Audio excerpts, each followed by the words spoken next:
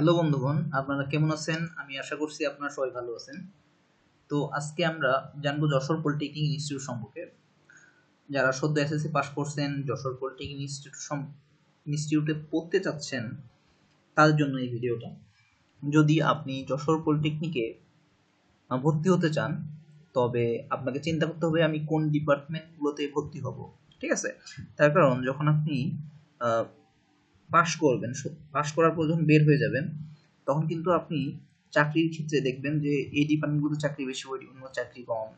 এই ডিপার্টমেন্ট এগুলো কি আছে আপনার বিষয় কিন্তু আগেই জানতে হবে। যদি আপনি না জেনে ভর্তি হন হুটহাট করে কোনো একটা ডিপার্টমেন্টে, সেই ক্ষেত্রে কিন্তু আপনি চাকরির ক্ষেত্রে আপনার খুব সমস্যা হবে। তো আমরা জানবো যে যশোর পলিটেকনিক ইনস্টিটিউটে কি কি ডিপার্টমেন্টগুলো আছে এবং সেই ডিপার্টমেন্টগুলোর মধ্যে কোন কোন ডিপার্টমেন্টগুলোতে পড়লে আমাদের ভবিষ্যতে কাজে দিবে এবং ভবিষ্যতে আমরা চাকরি পাবো, আমরা জানবো। ঠিক আছে, চলেন। এখানে আছে আপনার 7টা ডিপার্টমেন্ট আমরা দেখতে পাচ্ছি। এর মধ্যে সিভিলে আপনার 1 নাম্বার চয়েস দিবেন। কারণ সিভিল থেকে আপনি যখন পাশ করবেন, যদি আপনি সিভিলে চান্স পান ভর্তি পরীক্ষায়, যদি আপনি এখান থেকে বের হন পাশ করে, তখন দেখবেন যে আপনার চাকরির পরিমাণটা অনেক। আপনি যদি সরকারি চাকরির চেষ্টা করেন তো সরকারি চাকরি সহজেই পেতে পারেন। বাংলাদেশের সব থেকে চাকরি পাওয়া যে হচ্ছে উপসহকারী প্রকৌশল সিভিল।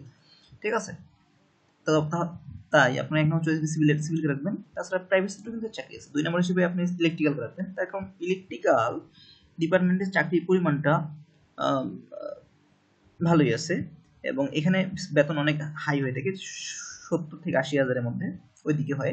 প্রাইভেট সেক্টর চাকরি আছে। 3 নম্বর হিসেবে আপনার মেকানিক্যাল রাখবেন, তার কারণ এখানে চাকরির পরিমাণটা অনেক বলা যেতে পারে। ঠিক আছে, মোটামুটি আপনার সিভিল ইলেকট্রিকের থেকে কম, কিন্তু হচ্ছে আপনার আছে ভালোই।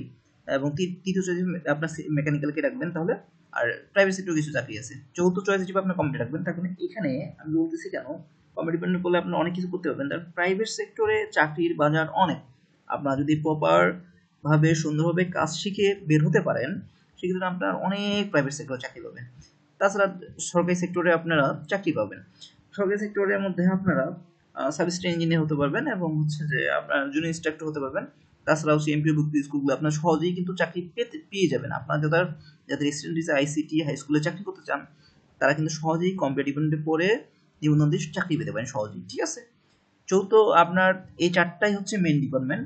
তারপরে আপনার পাওয়ার, ইলেকট্রনিক্স এবং টেলিকমিউনিকেশন। যদি কারো স্পেশাল চয়েস না থাকে তাহলে কিন্তু আপনারা এই 4টা ডিপার্টমেন্ট মধ্যে পড়ার চেষ্টা করবেন। আর যদি মনে করেন যে আপনি পলিটেকনিক পড়তেই হবে, সেক্ষেত্রে পাওয়ার 5 নম্বর দিবেন, 6 নম্বর ইলেকট্রনিক্স, 7 নম্বর টেলিকমিউনিকেশন। তার কারণ আমি বলি পাওয়ার, টেলিকমিউনিকেশন, ইলেকট্রনিক্সে আপনার চাকরি সেক্টরটা খুব কম, প্রাইভেট পাবলিক দুইটাই সেক্টরে। ঠিক আছে, সেহেতু আমার সাজেস্ট থাকবে সিভিল, ইলেকট্রিক্যাল, মেকানিক্যাল এবং কম্পিউটার ভর্তি হবেন। এবং যদি আপনার যদি এগুলোতে না চান্স হয়, সেক্ষেত্রে আপনার তার পরবর্তীতে আপনি পাওয়ার, ইলেকট্রনিক্স এবং টেলিকমিউনিকেশনকে রেখে দিবেন।